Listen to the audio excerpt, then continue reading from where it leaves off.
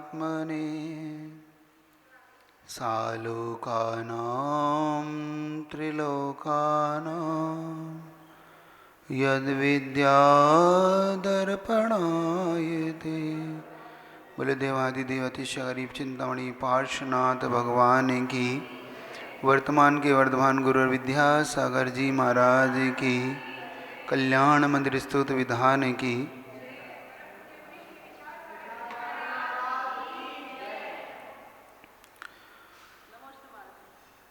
जब आत्मा के कल्याण के विषय में चिंतन करते हैं, आत्मा के उस उद्धार के विषय में चिंतन करते हैं कि हमारा आत्मा का कल्याण होगा कैसे।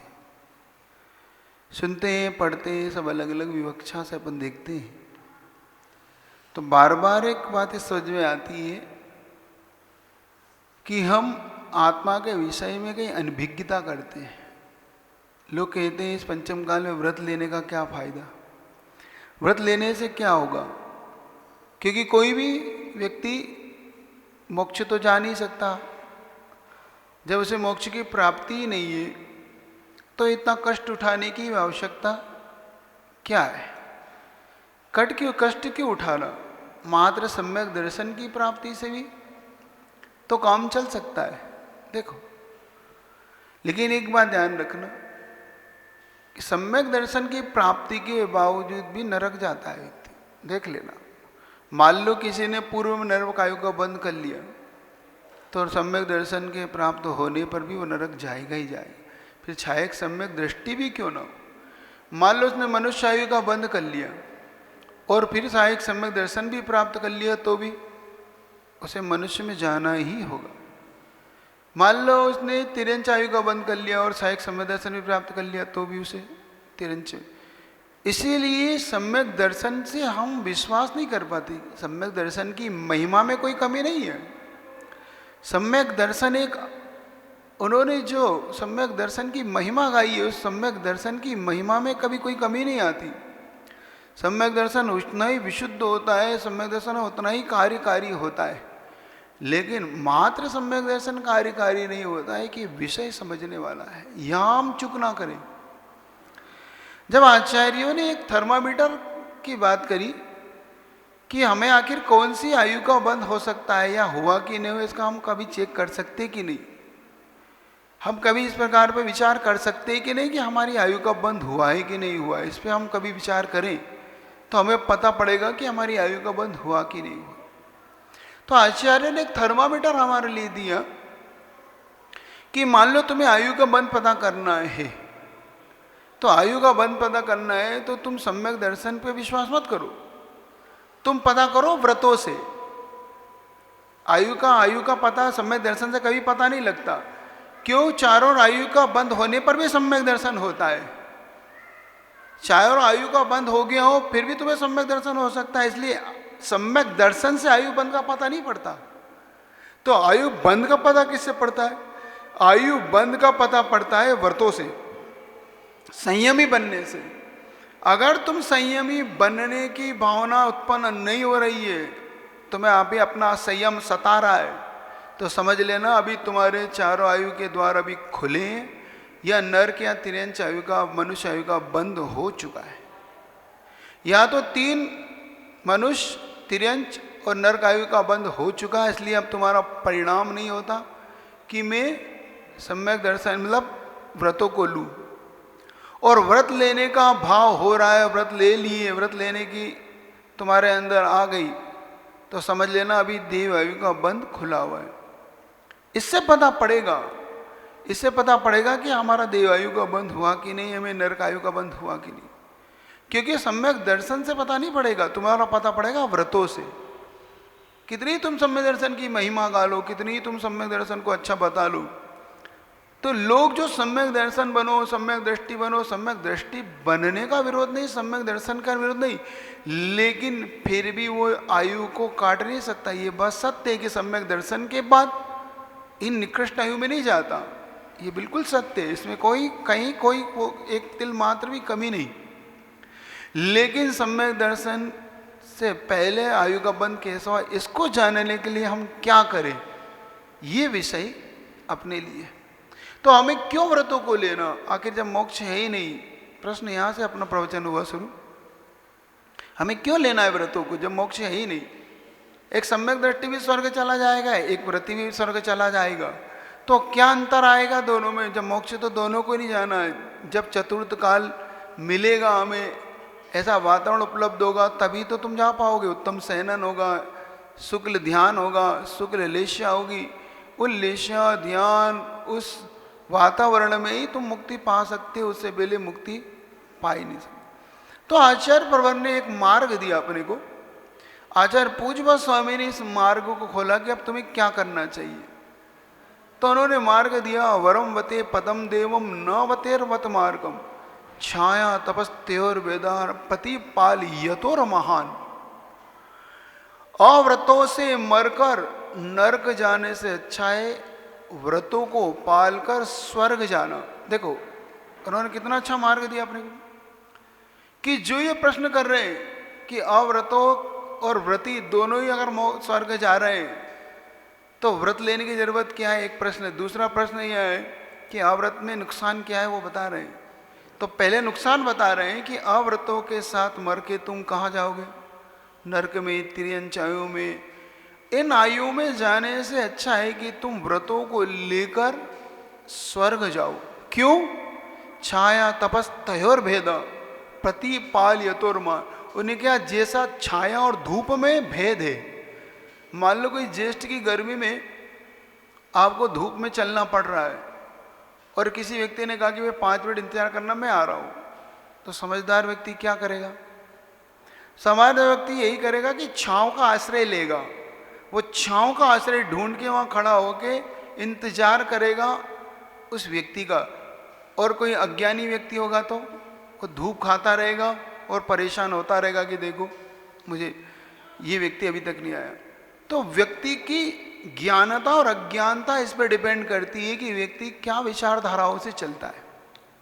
ये विचारधारा पूज्यपाद स्वामी ने हमें क्यों दिया, आखिर क्या कारण था, इस पर विचार करो कि हमें ऐसा क्या था कि हमने पूज्यपाद स्वामी का हमें क्यों ऐसा आश्रय मिला कि व्रतों के साथ जियो, व्रतों के साथ रहो। एक बहुत महत्वपूर्ण चीज यही भी एक ध्यान रखने वाली है। कथनचित ये भी मान लिया जाए आपकी बात कि हम लोग सम्यक दर्शन के साथ भी स्वर्ग जाएंगे और आप व्रतों के साथ भी स्वर्ग जाएगा, क्योंकि मोक्ष तो नहीं है, तो अपन ने पहले ही स्वीकार लिया। तो मान लो अगर ये हमने ऐसी इस घटनाओं को हम ऐसे स्वीकार कर लें कि एक सम्यक दृष्टि भी जा रहा है स्वर्ग को और एक व्रति भी जा रहा है, तो अब अंतर क्या है ये देखना है अपने को। यहां पर एक मिथ्या दृष्टि पात्र है जो स्वर्ग जा रहा है, एक सम्यक दृष्टि पात्र है वो भी स्वर्ग जा रहा है, और एक व्रती है वो भी स्वर्ग जा रहा है। अब अपने को तीनों में क्रम से देखना है कि आखिर अंतर, तीनों के स्वर्ग जाने में अंतर में क्या अंतर आ रहा है। तो आचार्य उमा स्वामी महाराज को कहते हैं कि जब देव में कोई भी जन्म लेता है तो 10 प्रकार के देवों में जन्म होता है उसका। इंद्र, सामानिक, त्रास, लोकपाल, इस प्रकार से किल, विशिष्ट, काश्च, ऐसे 10 प्रकार की फैकल्टी बनाते हैं। तो अब आप विचार करो, एक इंद्र बन रहा है, एक सामानिक देव बन रहा है, एक त्रायस 3 देव में उत्पन्न हो रहा है, एक लोकपाल में उत्पन्न हो रहा है, एक अनेक जाति के देव में उत्पन्न हो रहा है, एक वहीं पर किलविश जाति के देव में उत्पन्न हो रहा है, कोई प्रकरणक में उत्पन्न हो रहा है। तो इससे पता पड़ता है कि अब भेद कहाँ है। तुम विचार करो, एक मिथ्या दृष्टि जब उत्पन्न होगा तो वही एक किलविश जाति के देव में जब उत्पन्न होगा, अनेक जाति के देव में जब उत्पन्न होगा, तो विचार करता है कि मुझे हाथी घोड़ा क्यों बनना पड़ रहा, मुझे आखिर ये सौधर्म इंद्र की सभा में भी प्रवेश क्यों नहीं, मुझे आखिर नंदीश्वर दीप ले जाके भी मुझे मंदिर के बाहर क्यों खड़ा कर दिया गया। और एक इंद्र, एक सामानिक, एक त्रासी लोग भगवान की भारी पूजा कर रहे हैं, बाहर सौधर्म इंद्र के समय में चर्चा हो रही है, धर्म की चर्चा हो रही है। तो फिर अंतर पता पड़ता है कि मिथ्या दृष्टि स्वर्ग तो आ गया, लेकिन स्वर्ग में भी अपने पुण्य की कमी के कारण, अपने मिथ्यात्व के कारण वहां भी दुख उठा रहा है। उसे भी वहां पर हाथी घोड़ा बनकर उन देवों की सवारी बनना पड़ रहा है, देवों के किंकर बन के करना पड़ रहा है काम, उनके लिए चमड़ ढुरा रहा है, वो भी देव, ये भी देव। और जब वो इस प्रकार की मानसिक दुख को प्राप्त होता है, जब वहाँ पे ये विचार करता है, उनकी रिद्धियों को देखकर, देवों की रिद्धियों को देखकर विचार करता है, तब उसे सम्यक दर्शन की भूमिका यहाँ बनती। देखो, जिसकी भूमिका यहाँ नहीं बनी, जिसको यहाँ समझाने पर भी समझ में नहीं आई, माँ जिनवाणी की बात समझ में नहीं आई, गुरुओं की बात समझ में नहीं आई, तीर्थंकरों की दिव्य ध्वनि भी जैसे समझ में नहीं आई, कर्म ने फिर उसे वहाँ समझाया।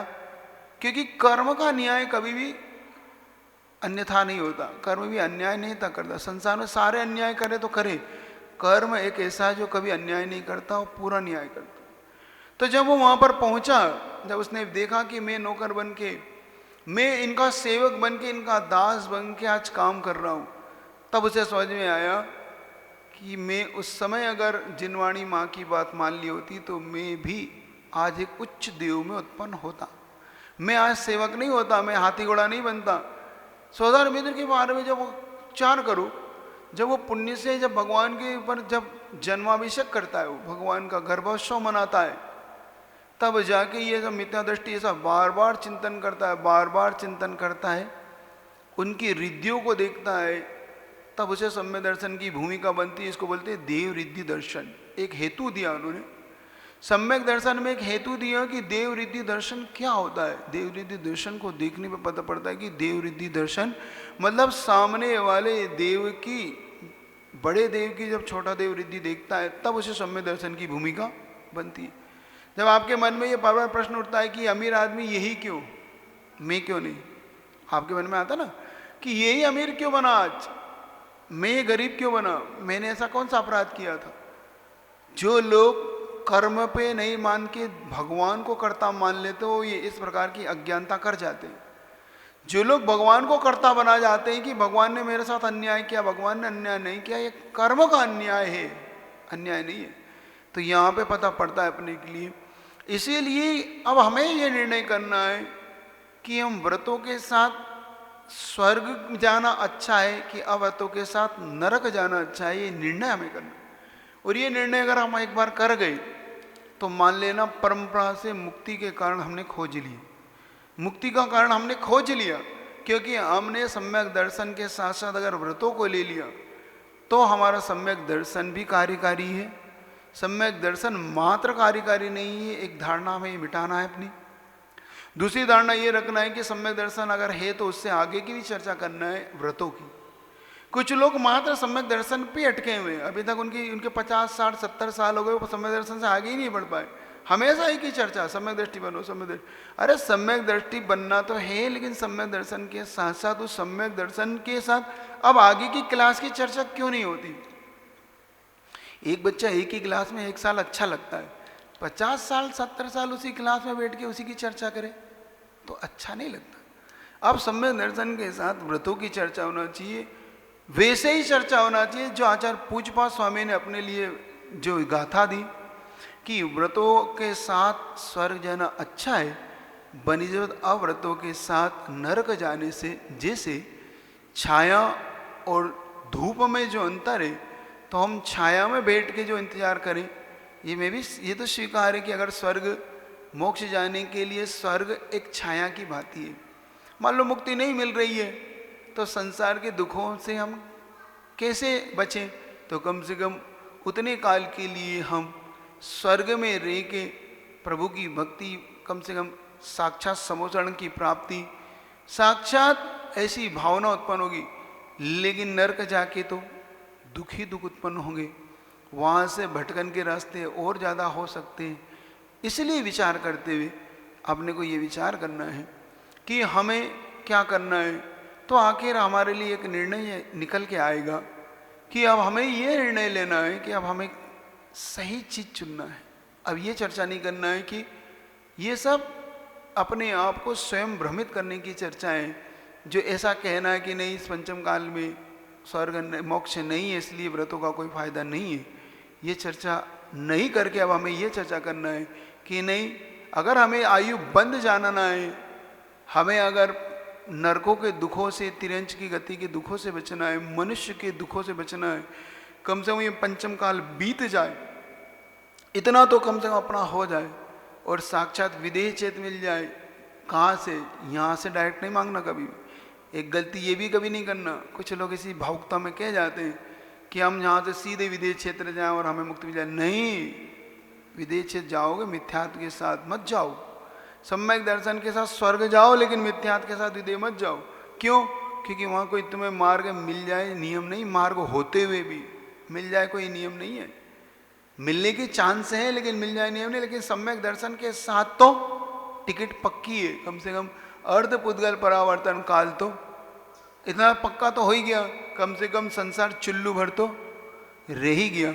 इसलिए इस पर विचार करेंगे अपन, इसको बार बार चिंतन में लाएंगे कि हम अपनी आयु को बन जानने के लिए व्रतों को एक बार लेंगे। जीते जी एक बार व्रतों को धारण करो, एक बार पंचम गुण स्थान की प्राप्ति करो। घर में रहकर भी पूज्य गुरुदेव कहते हैं कि कम से कम 10 प्रतिमाओं का पालन घर में रह के भी किया जा सकता है। आचार्य महाराज ने अभी बहुत प्रतिमा विज्ञान पे बहुत बोला है, प्रतिमाओं के बारे में। उसका ही सुफल निकला कि इतनी दीक्षाएं अभी हुई। तो प्रतिमा के बारे में जरूर चिंतन करो, कम से कम 2 प्रतिमा के व्रत लेकर संलेखना पूर्वक मरण करने की भाव रखो। इन्हीं भावना के साथ बोले गुरुदेव विद्यासागर जी महाराज की जय। उपमस्मादृशा कथमेधीश भवन्ते धीशा दृष्टोऽपि यदि वादिवान्दो रूपं प्ररूपयति किं रवि प्रकाश के उदय समय में उल्लू हो जाता गया। अंधे बना फिर कैसे रवि का रूप बताए वह मतिमंद। प्रभु दीठ हुए हम जैसे, कैसे तेरे गुण गाने लायक हो सकते वर्णन को जो थोड़ा भी। ओम ह्रीं चिद्रूपाय क्लीमा बीजाक्ष सहित प्रार्थना चंद्राय नमः पामते मोहक्षयादनुभवन्नपि नाति मत्यो नूनं गुणान् गणयुतं न तव क्षमित कल्पान्तवान्त पैसा प्रगटोऽपि यस्मात् केन जलदेन नुरत्नराशि। हुआ हो मोहि करम का प्रगट हुआ हो आत्म ज्ञान, फिर भी गुण रत्ना करके गुण गिनने में है किसकी सान। प्रलय पवन ने जिस समुद्र का जल फेंका हो दूर बहो, उस समुद्र के रत्नों को भी क्या गिन सकता मानव। ओम ह्रीं गहन गुणाय क्लीमा बीजाक्ष सहित पार्थना चंद्राय नमः पामते स्वाहा। अभ्योधतोऽस्मि तव नाति जडाशयोऽपि कर्तुं स्तवं लसेद संके गुणाकरस्य। बालोऽपि किं न निज बाह्युयुगं वितत्य विस्तीर्णतां कथयति स्वधियाम्बुराशि। अप्रिय संख्य गुणों से शोभित में जड़ बुद्धि जना अभिमान, फिर भी मैं तैयार हुआ हूँ संस्तुति करने को नादान। शक्ति न रहने पर भी बालक बिना विचारे निजमति से, क्या समुद्र को नहीं नापता दोनों कर फैला। परमानंद गुणाय क्लीं महाबीजाक्षर संहिता श्री पार्श्वनाथ जनेन्द्राय नमः पामते ये योगी नाम अपि नया ते गुणास्तवेश वक्तुं कथं भवति ते सुममा ओकासा। जाता तदेवमसमीक्षित कारितेयं जल्पन्ति वा निज गिराननुपक्षिणोऽपि। जो प्रत्यक्ष ध्यान से भगवन करते निज आत्म अनुभव, भी योगी भी ये परमेश्वर कह न सके तब गुण वैभव। उन्हीं गुणों के कहने का ये बिना विचारा मेरा कार, जो पक्षी अपने कुकू से व्यक्त करे अपना अभिप्राय। क्लीमा बीजाक्ष सहित पात्र चंदन वर्गम पामती स्वाहा। हर प्रवतयोऽपि हत प्रभावा, सुपी त्वया रतिपति क्षपिता क्षणेन विद्यापिता होत भुजा भय साथ न पिदम न किम तदपि दौर्दरवाड़ भीन किए पराजित कामदेवनि हरिहर महादेव जैसे वही आपसे हुआ पराजित क्षण भर में परम पुरुष कैसे जिस जल से अग्नि की नपटे बुझ जाती है आपो उस जल को क्या बड़वा नल की लपटे आंगन करती या ओम ह्रीं अनंग मतनाय क्लीं मां बीजक सहिता पार्श्वना चंद्रायण मार्गं पामते स्वामिन्नल्प गरिमाणमपि प्रपन्ना त्वां जन्तवा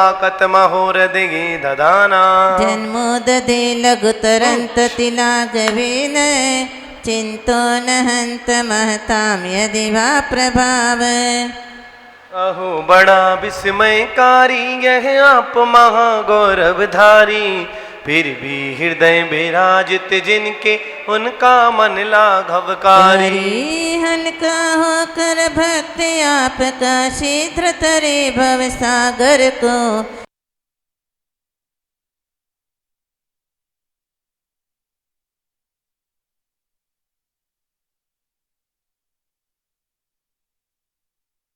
जिन सदा परमात्म रूप मन वेशयन्ति हृदयाम्बुज कोश देशे भूतश निर्मल रुचे यदिवा किमन्य दक्षोस्त संभव पदम ननु कर्णिकाया जिनेन्द्र योगी जन निति हृदय कमल में नित्यनता आप रूप परमात्म रूप का ध्यान लगा कर बनते सा कमल कर्णिका में ही होता कमल बीज का जय स्थान हृदय कर्णिका छोड़ कहाँ हो तो शुद्धाता में का ओम ह्रीं महन्मज्ञाय क्लीं मां बीजक संहिता प्रार्थना चिंतन वर्गम पामति स्वाहा ध्यान जिनीस भवितो भविना छड़ेन देहम विहाय परमात्म दशामृजन्ति तीव्रानलादुपल भावम पाशलोके चामी करत्वमचिरादिव धातु भेदा जो विजन तब ध्यान लगाते ज्ञानी रूप परमात्म का भी क्षण भर में देह छोड़ कर पद पाते परमात्म का जो पत्थर मई हुई धातु ये पाकर तीव्र अंदल कायो शोध स्वर्णमय बनी दमकती यह निमित्त का ओम ह्रीं कर्म किट्ट दहन क्लीं मां बीजक सहिता प्रार्थना चिंतन मार्गं पामते स्वाहा अंत विवर्तिनो हि एतिग्रहं प्रशमयन्ति बाजू में महानुभावाः बैठे महाराज जी जिस शरीर के भीतर के जिन भक्ति आपको ध्याते हैं उस शरीर से रहते हुए नित्य शुद्ध चिदात्म पाते हैं जो मध्यस्थ सदा रहते हैं राग देश से दूर सदा महापुरुष वे ही दुष्टों को जीते समता ही ओम सुखदा ह्रीं देहि कलयन मार्ग क्लीं मां बीजक सहिता श्री पार्श्वना चिरंद्रायण मार्गं पामते स्वाहा आत्मा तम संपरवादिनोपि नूनं विभो हरिहरादि दिया प्रपन्ना किं काच कामलभिरेशसितोऽपि शङ्खो न ग्रहते विविध वर्ण विपर्य एण हरिहरि ब्रह्मा विष्णु महेश्वर माने आपको सब पूजे निर्मल ज्योति परम परमेश्वर जाने अन्नमति सब बूझे क्या न देखत शुक्ल शंख को पीले आदि रंगों में जिन्हें पीली आदि करोगों ने घेर लिया हो अंगों ओम में ह्रीं सर्वजन बंदाय क्लीं मां बीजक सहिता प्रार्थना चिंतन मार्गं पामते स्वाहा धर्मोपदेश समये सविधानुभावा दास्तां जनो भवति ते तरुरप्य शोका अभ्युद्गते दिनपतो समहिरोऽपि केवा विबोधमुपयाति न जीवलोका धर्मामृत्यु उपदेश समय पर प्रभु प्रभाव की सन्नति हो अरुवसों के तरसों की रहते हो क्या विस्मय प्राणी भी हो दिनपति उदयागत होने पर तरुवर फूल खिले जैसे जिनमति के सम्मुख होने पर विकसित ना हो मन के ओम ह्रीं अशोक प्रकृताय क्लीं मां बीजक सहिता प्रार्थना चिंतन मार्गं पामते स्वाहा वीर हृदयो दधि संभवाया पीयूष ताम तौ गिरा समुदीर यन्ते तायता परम संवद संग भाजो भव्या व्रजंती तरसाप्य जरामर अति अगाध हृदयों नदी से जो निकल लगी तब दिव्य धनी उसको सब जने अमृत कहते उचित बात यह बहुत बनी। जो की करुणांजलि से पीकर अमृतमय जिन वाणी को जय हो। परम भोग को भोग भविक जन पा जाते शिवरानी ओम ह्रीं दिव्य ध्वनि बृहत क्लीं मामि जगत संहिता श्रीपाद रंजन नमर्घम पामते स्वाहा स्वामिन सुदोस्तमी है भव्य से खंडी नस्पा आलोकयन्ति रभसेन नदन्त्यमुष्टि चामी करादृशिरशिव नवाम्बुवाहम् खर के रत्न मणिमय सिंहासन उस पर श्यामल ललित सुधे ऐसे शोभे ज्यो मेरू की चोटी पर नव काली में। हूँ आनंद विभोर भव जन लखे आपको जवन मोह वर्षा ऋतु में गो लख नाचे किलकारे ओमरी पीठ नाय काय क्लीं महाबी जगत सहित सि पात्रा जंदन नमर्घम पामते स्वाहा। उद्गच्छता तब स्थिति युति मंडलेन लुप्तच्छदस्य विरसोके तरर बभूव सानिध्यतोऽपि अधिवाता वीतराग निरांगता व्रजति को न सचेतनोऽपि नील वर्ण की प्रभा पुंज से दीप्त सवा का नीला रंग तरु अशोक के पत्तों की वीरता वा करता नीरंग। वीतराग तो सन्निधि से अधिराग रहित तरु हो जाता जय हो। सचेतन पुरुष बचेगा वीतराग न हो जाता। ओम दीवा मंडल बनता है क्लीं मामि जगत सहित सि पात्रा जंदन नमर्घम पामते स्वाहा उदक चंदन तंदुल पुष्प कई चरु सुदीप सुधूप बलार्घ कई धवल मंगल। गान रवा कुले जिन ग्रहे जिन नाथ महा ओम ह्रीं क्लीं मामि जगत सहित श्रीपासनाथ जिनेन्द्राय नमः द्वितीय वलय महार्घम पामते उद्योतते सुभवता भुविने सुनाथ तारान्वितो विदुरयं विहिताधिकारा कलाप कलितोल सितात पत्र व्याजात्रिदाग्रत तनोर्ध्वमभ्युपेत। तीन लोग जब हुए प्रकाशित ही प्रभु तब चेतन तन में यही देख कर मानो हत प्रभु हुआ चंद्र तब घी क्षण में। डर कर तक्षण तीन छत्र के छल से मानो तीन शरीर धारण कर आया तो शरणा शोभित करता। ओम ह्रीं छत्र ते महिता क्लीं मामि जगत सहित सि पार्श्वनाथ जिनेन्द्राय नमर्घम पामते स्वाहा स्वेन प्रपूरित जगत्त्रय पिंडितेन कांति प्रताप यश सामेव संचयेन। माणिक हेम रजत प्रविनिर्मितेन शालत्रयेण भगवन् पितो विभाषे।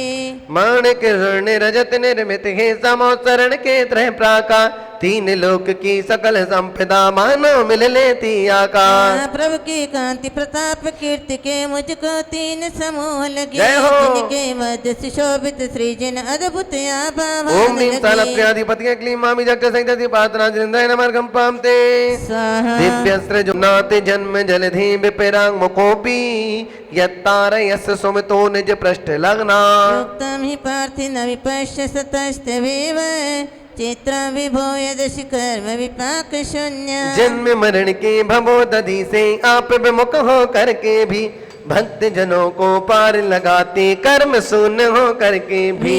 अग्रिपाक मृत मृतिका घटको बाद पीठ जब जन तीरते क्या बात है? कर्म पाक से रहित आपको हृदय धार सब जन ओम ह्रीं निज प्रश्न लग्न में क्लीं मामि जगत सहित सि पार्श्वनाथ जिनेन्द्राय नमर्घम पामते स्वाहा विश्वेशरोपि जनपालक दुर्गतस्त्वं किंबाक्षर प्रकृतिरप्यलपिस्पमीसा। अज्ञानवत्तपि सदैव कथञ्चिदेव ज्ञानं तयि स्फुरति विश्व विकास हेतु। विश्वेश्वर होकर जनपालक दुर्गत तम दुष प्राप्य हुए अविनाशी अक्षर होकर भी लेकिन हित निर्लेप हुए। अज्ञ प्राणियों के संरक्षक है ईश्वर तमयात्म में तीन लोक दिखलाने वाला ज्ञान दिवा करे। ओम ह्रीं विस्मयनीय मूर्ते क्लीं मामि जगत सहित सि पार्श्वनाथ जिनेन्द्राय नमः अर्घ्यं निर्वपामेते स्वाहा प्राग्वार समृत नवांसि रजांसि रोसा उत्तापितानि कमठेन सठेन यानि। छाया पितस्तवन नाथ हताशो ग्रस्तमी वीर्यमेव परम दुरात्मा। क्रोधित होकर क्रूर कमट ने नव मंडल छूने वाली धूली उड़ाई तूफानों से तहस नहस करने वाली। दूर रहे प्रभु देह आपकी छाया को भी छो न सकी मलिन हुआ वह स्वयं कर्म नभ में थूके जो सन की ओम ह्रीम कमटोत्ता बेतुली उपतज शिला क्लीं मां विजक्त सहिता दीपासना चिरंतन वर्ग पामते स्वाहा यद गर्ज दूर्जित घनो तूर्ग केस विकृता कृति मर्त्य मुंड प्रालंब भयत वक्त विनिर्यदग्नि पीता वृथा प्रतिभवन्तम पीडितोय सोषात् भवत् प्रतिभवं भव दुःख हेतु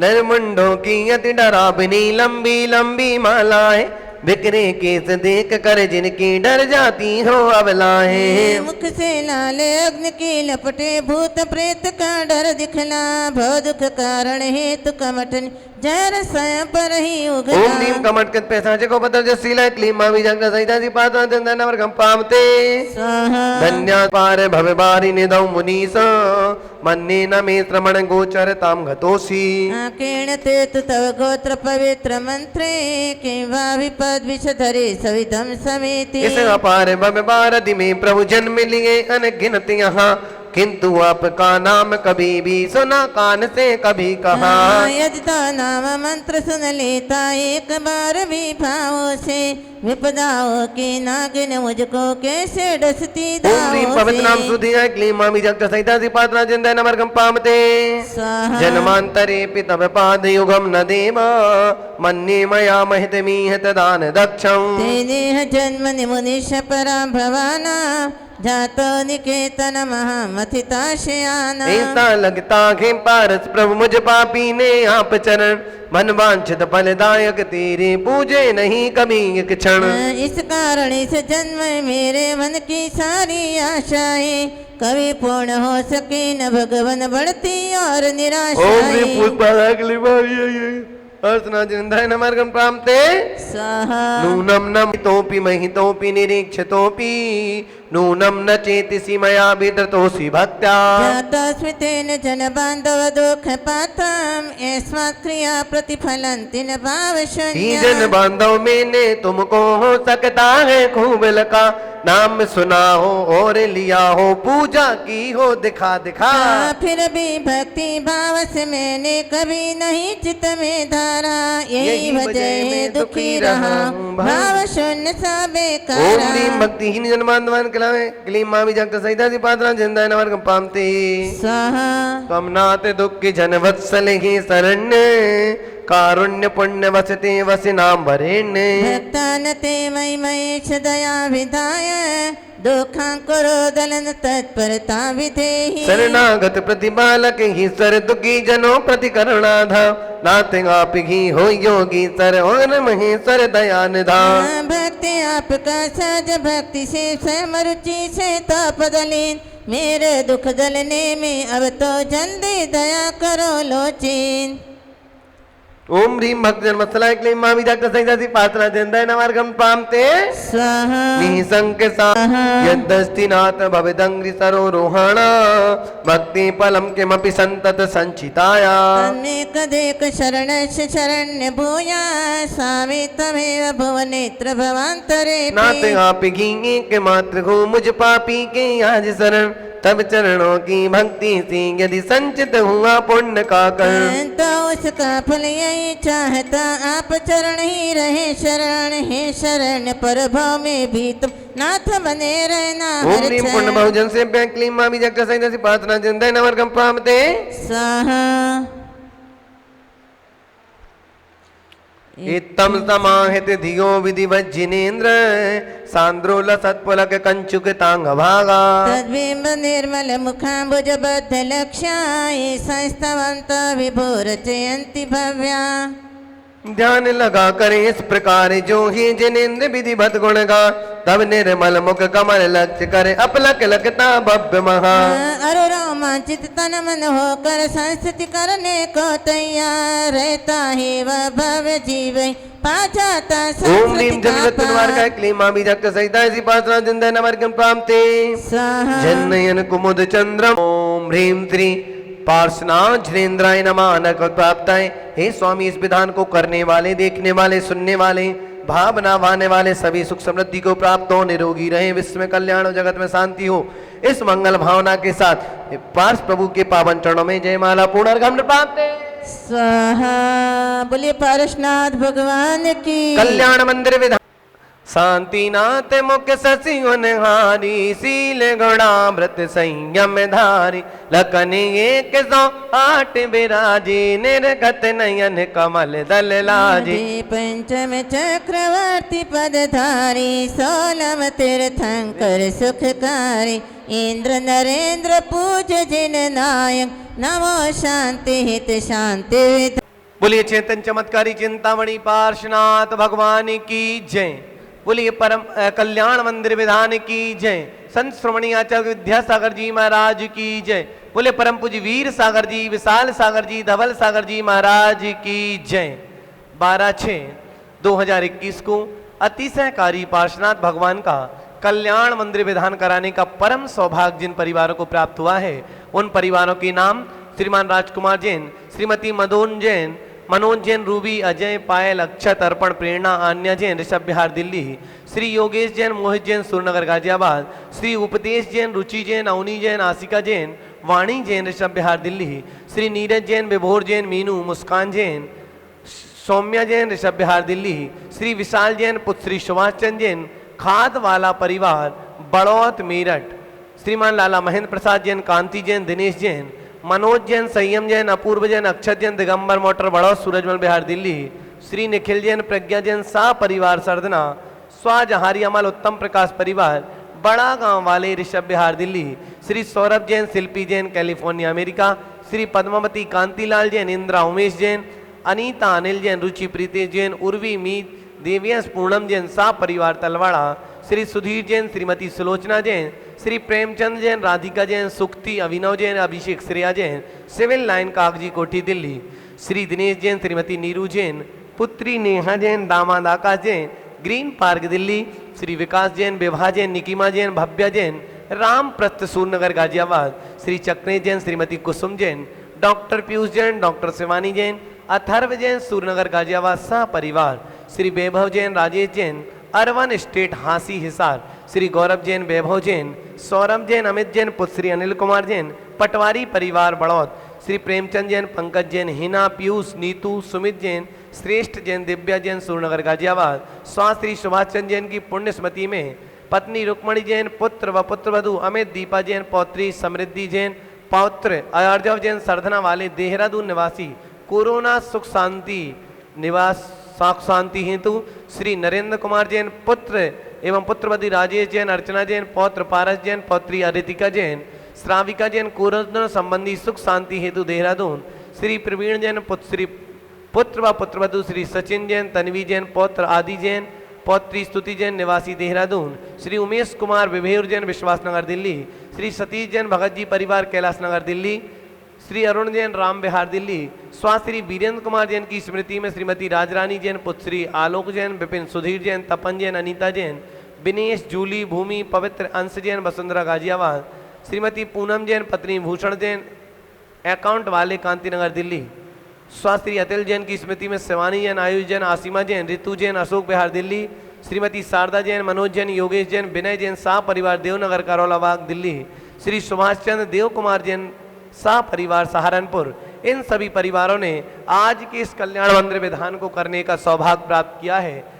आप सभी भी अपने परिवार की सुख शांति के लिए, निरोगी रहने के लिए पांच प्रभु के चरणों में कल्याण मंदिर विधान करा सकते हैं। एक दिन की विधान की राशि मात्र 1100 रुपये है। तो आप इस कल्याण मंदिर विधान से इन पांच प्रभु के चरणों से अवश्य जुड़ें और अपने परिवार की सुख शांति के लिए 2 दिन, 5 दिन, 10 दिन, जितनी भी आपकी भावना हो, इन पांच प्रभु के चरणों में विधान करवा के अपना जीवन धन्य करें। बोले विघ्नहर चिंतामणि पार्श्वनाथ भगवान की जय। संत श्रोमणी आचार्य गुरु विद्यासागर जी महाराज की जय। बोलिए परम पूज्य वीर सागर जी, विशाल सागर जी, धवल सागर जी महाराज की जय।